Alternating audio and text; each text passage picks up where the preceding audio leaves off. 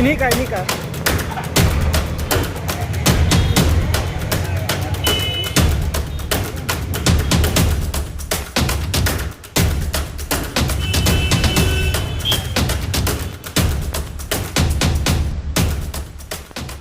काजवाली चक धमाके के मुख्य आरोपी आजाद को पुलिस ने 3 दिन के रिमांड पर ले लिया है। पूछताछ में आजाद का सामना 100 से ज्यादा सवालों से होगा। उससे पूछताछ के लिए पुलिस ने प्रश्नावली तैयार की है, जिसमें 100 से ज्यादा सवाल शामिल है। मंगलवार को पुलिस ने एसीजेएम 7 रंजन कुमार रैना की अदालत में रिमांड के लिए अर्जी दी थी, जिसे कोर्ट ने स्वीकार कर लिया और 3 दिनों का रिमांड दे दिया। मंगलवार की रात से ही आजाद से पूछताछ शुरू कर दी गई है। 3 मार्च को ततारपुर थाना क्षेत्र के काजवाली चक में हुए धमाके में मारे गए 15 लोगों में उर्मिला नाम की भी महिला शामिल थी। पुलिस की जांच में पता चला है कि जब धमाका हुआ वह गणेश के घर में थी। पुलिस इस जांच में लगी है कि उर्मिला कब वहां आई थी और गणेश से उसका क्या संबंध है। पूरब टोला कहलगांव की रहने वाले उर्मिला देवी के परिजनों की पूरी कुंडली खंगालने में पुलिस लगी है। आजाद से पूछे जाने वाले कुछ संभावित प्रश्न: लीलावती को कब से जानता है? मकान किराए पर कब और क्यों दिया? अवैध पटाखा निर्माण में लीलावती के साथ उसकी क्या भूमिका है? पटाखा का अवैध निर्माण और भंडारण उसके मकान में कब से हो रहा था?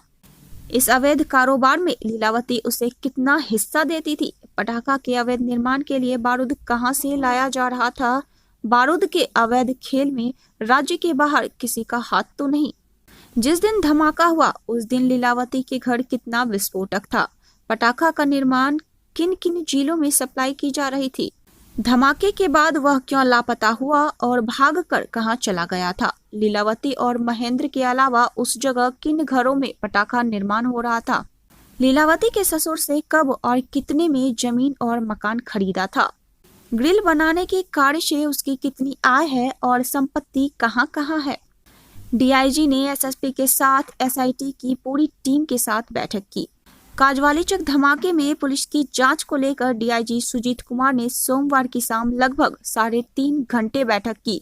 उन्होंने एसएसपी बाबू राम के साथ ही एसआईटी की पूरी टीम के साथ बैठक की। धमाके को लेकर अभी तक की जांच और आने वाले दिनों में किन बिंदुओं पर पुलिस जांच करेगी, उसे लेकर महत्वपूर्ण बिंदुओं पर उन्होंने निर्देश दिया। उन्होंने शराब मामलों की तरह बैकवर्ड और फॉरवर्ड लिंकेज की जांच के लिए कहा है, यानी पटाखा के अवैध निर्माण के लिए बारूद कहां से लाया गया और पटाखा निर्माण के बाद शहर और अन्य जिलों में कहां कहां सप्लाई हो रही थी। डीआईजी ने कहा कि आजाद से पूछताछ में काफी कुछ सामने आएगा और उससे अनुसंधान और कार्यवाही में तेजी आ सकती। सर, आजाद को क्या रिमांड पे लिया गया?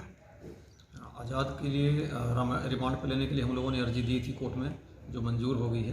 अब इनको रिमांड पर लेकर पुलिस थाना पे लाया जाएगा और फिर जो कुछ जानकारी हम लोगों से चाहिए उसके बारे में पूछताछ की जाएगी और उम्मीद है कि इससे अनुसंधान को एक गति मिलेगी। जो कुछ प्रश्नों के उत्तर अभी तक अधूरे थे, उम्मीद है उस पर हम लोगों को महत्वपूर्ण जानकारियाँ मिल पाएंगी। सर, नवीन मंडल भी जो इलाजरत है पुलिस अभिरक्षा में, उसका इलाज चल रहा है, क्या उससे कुछ जानकारी हासिल हो सकती है? सर, नवीन मंडल की हालत अभी गंभीर है, इस हालत में नहीं है कि उससे पूछताछ की जा सके, लेकिन एक आरंभिक बातचीत के क्रम में उसने कोई भी जानकारी देने से मना किया है। एक बार हॉस्पिटल से डिस्चार्ज हो जाएंगे तो उसके बाद उनसे पूछताछ की जाएगी। सर, घटना के बाद अफवाहों का